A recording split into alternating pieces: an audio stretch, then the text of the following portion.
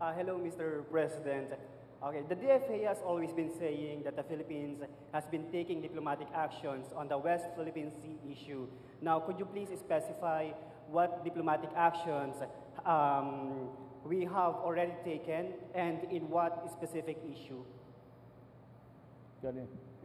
Sinasabi daw po ng DFA na meron sila mga diplomatic action na ginawa sa West Philippine Sea. Pwede ba hong i-specify kung ano yung mga diplomatic action na ito? DFA does not on its own do a policy.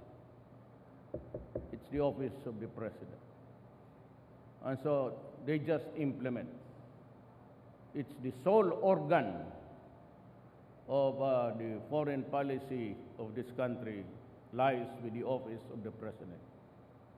And as I have said my piece, unless we are ready to go to war, and I would like to embody to be drafted if they want, and I will send them first. We cannot afford a war at this time because it will result in a massacre.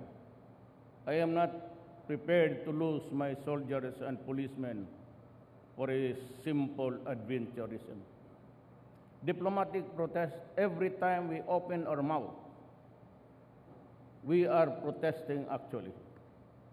And if you might want to know, the first time I met President Xi, I already protested and insisted that we will dig our own oil there. And the response was always, I said, it might lead into some kind of trouble. And when you say that word trouble in Chinese, it means exactly what it means. Are we prepared to go to war? It's easy to postulate a theory. Maraming scholar na bright ang Pilipinas. Hindi na ubusan eh. Libo yan. With the population of 105 million, you can easily say that there are about 1 million who want something more than just the dramatics. Kaya ba nila? Are you being realistic or you are just indulging in a public display of brilliance? Madali sabihin yan kung hindi ka nakaupo dito. Eh kung gusto nila, sila umupo ng isang buwan, tignan natin. I'm willing, if there is an opportunity in law or the Constitution, I'd be willing to let anybody run this country and solve all the things that they have been having qualms since. Madali sabihin yan eh. Now there is an offer for a joint exploration, and others would say that it's unconstitutional. By what standard? Can't a country go into a business just because there is a pending issue of jurisdiction?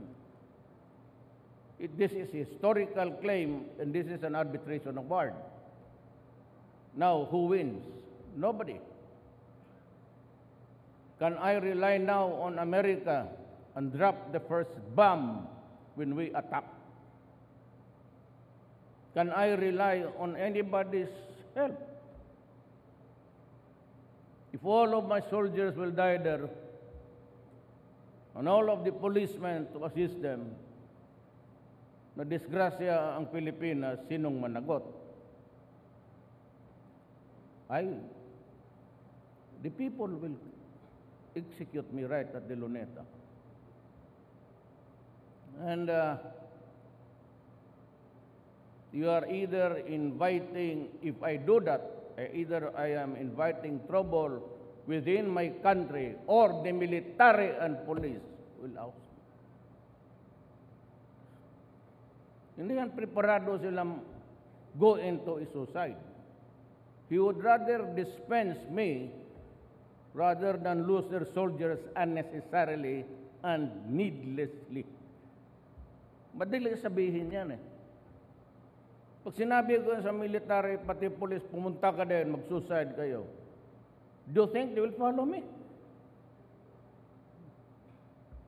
I'll be the first to, just like the others, I'll have some trouble in the streets, and eventually, the one who are now yakking will take advantage of that and gain power. Now, how many times did the military intervene in this country? Are you sure that this time they will give it back to the civilians? Just like the other sad experiences which they suffered. Ibinibalik nila sa military civilian. And they also, there's a lesson to be learned every co-data or every change of radical ways of removing an official of government. Sigurado ba kayo na susunod ang military if it means a massacre right there on the beach of Palawan?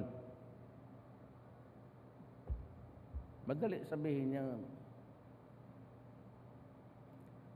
kung ako ang military, ako ang general, utusan mo ako na pumunta ka doon, magpakamatay ka, samayin mo yung sundalo mo.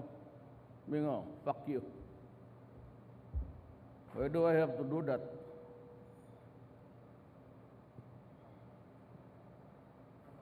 Sino gagong susunod sa iyo? This is not, this is an armed forces of service, not suicide. Mr. President. Remember that they have learned their lessons in several occasions in this country. You are not sure this time if they will give it back to the civilians. Remember that. Ako, they will not spare me. They are there because we are the duly constituted authorities, the cabinet running government. But so long as you do not ask for an impossible, they will obey. But kung sa Bisaya, ibahog nimo, you feed them to the